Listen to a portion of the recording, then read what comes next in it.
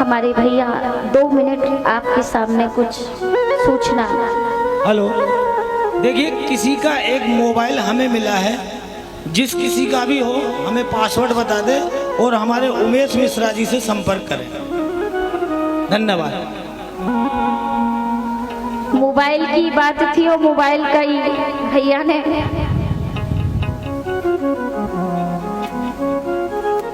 ये पता है, मोबाइल जो है सबसे बड़ी माया है। क्या है? माया। लोग कहते हैं कि केंद्र सरकार ने नोटबंदी कर दी। अगर नेटबंदी कर देता तो भारत का क्या होता?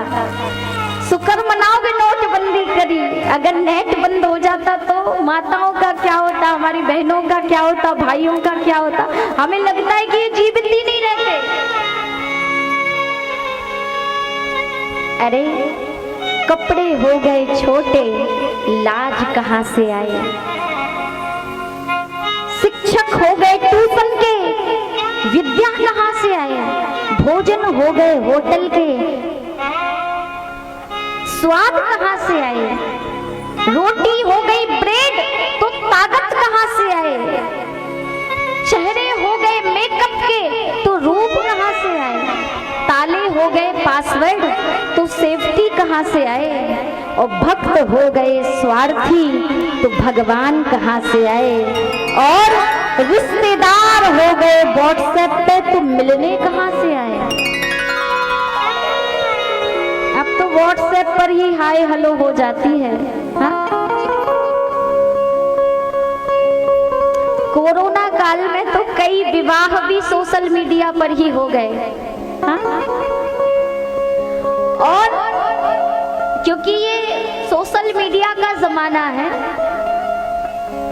और कहते हैं जितने भी विवाह ये सोशल मीडिया के माध्यम से हुए, आप देख लेना, वो विवाह सारे जितने भी विवाह सोशल मीडिया के माध्यम से हुए सब कोर्ट में खड़े हैं। सारे विवाह कोर्ट में खड़े हैं।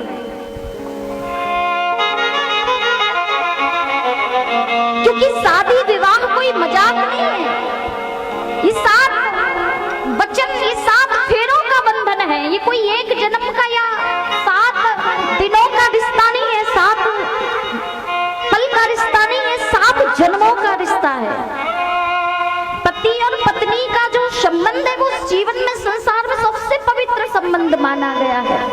लेकिन आज तो लोग इस पति पत्नी के संबंध पर भी से भी भरोसा उठ गया लोगों का। क्यों? क्योंकि जिस स्त्री को पति की रक्षक माना जाता था, आज वही पत्नी पति की भक्षक बन गई है। जिस जानकी ने कभी भी जनकपुर में कमल के पराग से नीचे कदम नहीं रखा, लेकिन जब पति मर्यादा पुरुषोत्तम राम पर विपत्ति पड़ी तो वही जानकी कांटों पर चलने के लिए 14 वर्ष का वनवास जाने के लिए तैयार हो गई। जिस जानकी ने कभी फूलों से नीचे कदम नहीं रखा, वो सीता पति पर जब विपत्ति पड़ी तो कांटों की आग में जलने के लिए तैयार हो गई। ये है भारतीय नारी, ये है सच्ची पतिव्रता नारी। और वो पत्नी जो हमारे भारत में सूर्यलोक तक नहीं, चंद्रलोक तक नहीं, यमलोक तक जाकर अपने पति सत्यवान के प्राण भी वापस लेकर आई थी, सावित्री। लेकिन इसी कलयुग की घटना है मेरठ की। आपने सुना होगा कि एक पत्नी ने अपने पति के 13 टुकड़े करके नीले ड्रम में सीमेंट से पैक कर दिया। बताइए, ऐसा समय आ गया। अब किस संबंध पर विश्वास करें, किस रिश्ते पर भरोसा करें? अब तो सारे रिश्तों से भरोसा उठता जा रहा है।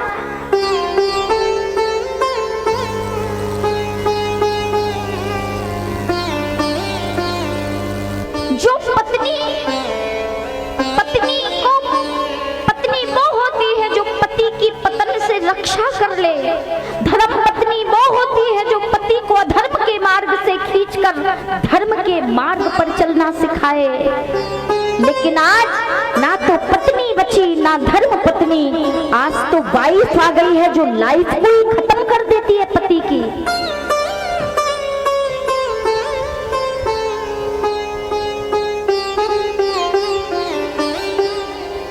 तो प्यारे, ऐसी माताओं से प्रार्थना है कि ऐसी अवस्था में आप इस मोबाइल का त्याग कर दो जब आप गर्भवती हो, क्योंकि आप अपने लिए ना सही, अपने बच्चे के लिए, अपने बालक के लिए, अपनी आने वाली संतान के लिए, आने वाली भारत की नई युवा पीढ़ी के लिए कम से कम अपने सुखों का बलिदान देके, 9 महीने की खुशी का बलिदान देके आप अपने बालक के लिए, इस भारत भूमि के लिए, इस सनातन संस्कृति के लिए इतना तो त्याग कर ही सकती हो माताओं कि अपने बालक को सुसंस्कारित बनाने के लिए, सुपुत्र बनाने के लिए, सद्मार्ग पर चलाने के लिए 9 महीने बस इस मोबाइल का त्याग कर दो। 9 महीने अपनी इच्छाओं का दमन कर लो। और जिसने 9 महीने अपनी इच्छाओं में का दमन कर लिया प्यारे, मैं गारंटी से कहती हूँ उस माँ के गर्भ से तो केवल और केवल भगवान का भक्त ही पैदा होगा क्योंकि गर्भ में बच्चा माँ के सारे संस्कार सीख लेता है, सारी विद्याएं सीख लेता है। लोग कहते हैं कि जो बालक राक्षस के यहाँ पैदा हो वो राक्षस होता है। ऐसा नहीं है, शास्त्रों में वर्णन है। हिरण्याकश्यप कितना बड़ा राक्षस था, लेकिन उसकी पत्नी कयाधु के गर्भ से भी भक्त प्रहलाद ने जन्म लिया। क्यों? क्योंकि जब प्रहलाद गर्भ में थे तो नारद जी कयाधु का हरण करके ले गए थे और नारद जी ने 9 महीने तक कयाधु को केवल और केवल भगवान की भागवत कथा का श्रवण कराया, केवल भगवान की कथा को सुनाया। और जब भक्त प्रहलाद ने जन्म लिया तो वे भगवान के परम भक्त के रूप में संसार में पैदा हुए, परम भक्त के रूप में संसार में जन्म लिया। जिसने खम्बन से भगवान को नरसिंह रूप में प्रकट कर दिया, वो है भक्त प्रहलाद की गाथा, वो है भक्त प्रहलाद की कथा, जो जन्म जन्मांतर के लिए संसार में अपना नाम, अपना ऐश्वर्य, अपनी कीर्ति को स्थापित कर गए।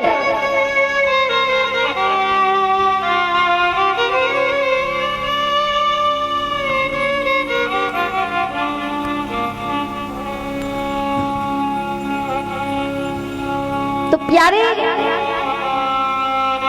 सबसे बड़ा धर्म क्या है? गोस्वामी जी कहते हैं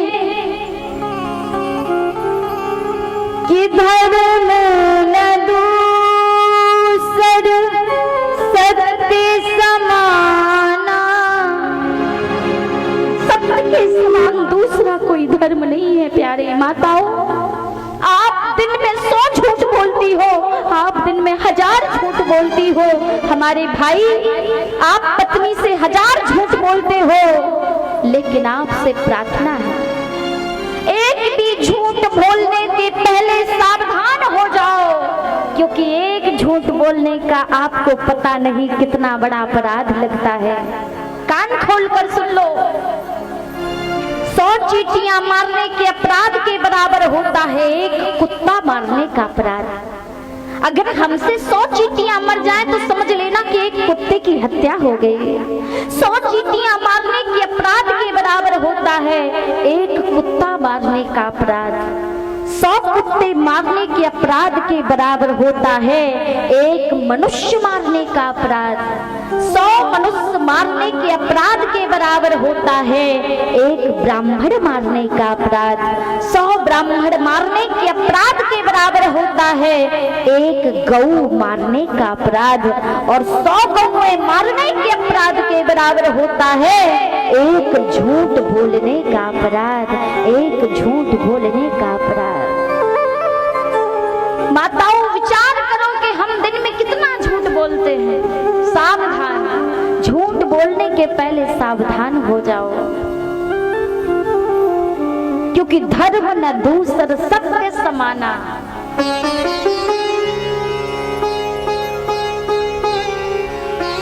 सत्य से बड़ा दूसरा कोई धर्म नहीं है। और सत्य सत्य होता है, झूठ है। एक सत्य को छुपाने के लिए आपको 1000 झूठ बोलने पड़ेंगे, लेकिन सत्य तो एक ही होता है। और सत्य मेव जयते, सत्य की हमेशा जीत होती है, सत्य की हमेशा विजय होती है। याद रखना प्यारे, जीवन में सत्य परेशान कर सकता है, लेकिन जीवन में सत्य कभी पराजय नहीं होता। सत्य की हमेशा जय होती है, सत्य की हमेशा जीत होती है। उस राजा हरिश्चंद्र ने अपने जीवन में सर्वस्व का त्याग कर दिया, पत्नी का त्याग कर दिया, पुत्र रोहित का त्याग कर दिया, राजपाट, सत्ता, प्रभुता, पैसा और यहाँ तक कि स्वयं अपने शरीर को भी बेच दिया। लेकिन उस राजा हरिश्चंद्र ने अपने जीवन में सत्य का त्याग नहीं किया, सत्य को नहीं छोड़ा। और जब जीवन में सत्य को नहीं छोड़ा, धर्म को नहीं छोड़ा प्यारे, तो धर्मो रक्षतः रक्षति। जब हम सत्य रूपी धर्म की रक्षा करेंगे तो सत्य रूपी धर्म भी हमारी रक्षा करेगा।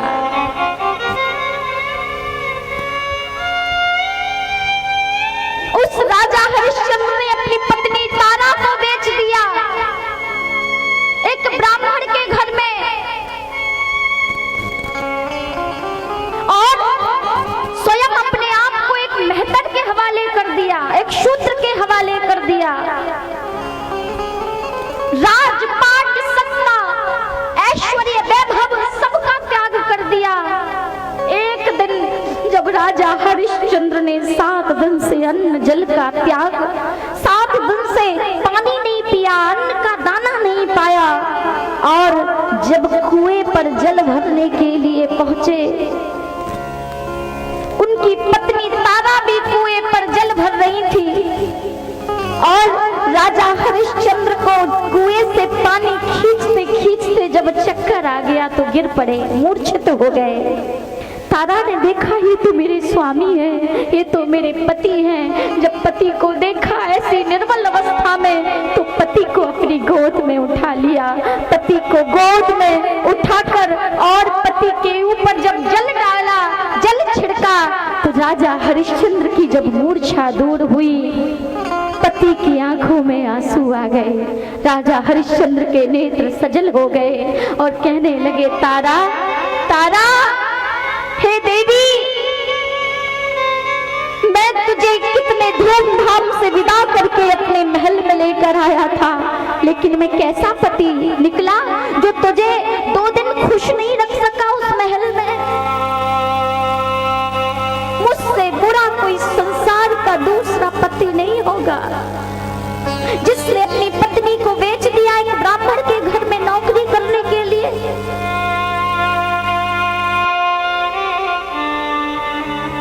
आज जब राजा हरिश्चंद्र घड़े को लेकर गिर पड़े, तो तारा से हाथ जोड़कर कहते हैं, देवी तारा, कि प्रिय तुम घड़े को उठा लो। तारा कहती है, स्वामी कैसे उठा लूं, हम उठाने की काबिल हम उठाने के काबिल नहीं हैं। और तारा कहती है, जब राजा हरिश्चंद्र ने कहा, देवी 7 दिन से अन्न नहीं खाया, पानी पी पी के जीवन बिताया, और जो मुसीबत है दिल पर हमारे, वो बताने के काबिल नहीं है, नहीं है, वो बताने के काबिल नहीं है। तारा की आंखों में आंसू आ गए। पति के ऐसे वचन सुनकर तारा रो पड़ी, और उस पत्नी ने हाथ जोड़कर पति से कहा, हे स्वामी, मैं आपके घड़ा को नहीं उठा सकती, आपके घड़े को नहीं उठा सकती स्वामी। क्यों? मेरा धर्म मुझे रोक रहा है। क्यों रोक रहा है? क्योंकि मैं हूँ ब्राह्मण के घर नौकरानी, आप भरते हो मैं तर का पानी। नाथ कैसे घड़े को उठा दूं, आप छूने के काबिल नहीं है, नहीं है, आप छूने के काबिल नहीं है। तारा ने याद दिला दिया, नाथ हे स्वामी याद है आपको उस समय जब मेरा लाल रोहित मरा था, जब मैं आपके मरघट में उसके सबको लेकर आई थी, कि जब मरा लाल रोहित हमारा, तूने मरघट पे दिया ना सहारा, और साड़ी को फाड़ करके दिया था, आप देने के काबिल नहीं है। जिस समय मेरा लाल रोहित मरा पड़ा था, उस समय मैं गोद में लेके अपने नन्हे से बालक रोहित को आपके शमशान में आई थी। आपने उस समय अपने कर्तव्य का पालन किया था, और आज ये तारा अपने कर्तव्य का पालन कर रही है। नाथ मैं आपके घड़े को नहीं उठा सकती, मैं आपको नहीं छू सकती, क्योंकि आप एक मैटर के घर में नौकर हैं और मैं एक ब्राह्मण के घर में नौकरानी हूँ। ये है सत्य, ये है धर्म।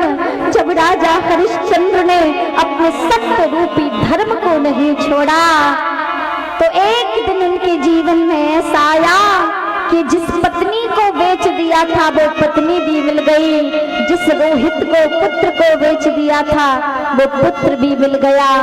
जो सत्ता, जो राजपाट, जो ऐश्वर्य, जो वैभव सबका त्याग कर दिया था, और एक दिन जब सत्य को नहीं छोड़ा, धर्म को नहीं छोड़ा, तो एक दिन राजा हरिश्चंद्र के पास चलकर ये सारी चीजें अपने आप आ गईं। कहने का तात्पर्य है, जो जीवन में सत्य की रक्षा करता है, सत्य भी उसकी रक्षा करता है।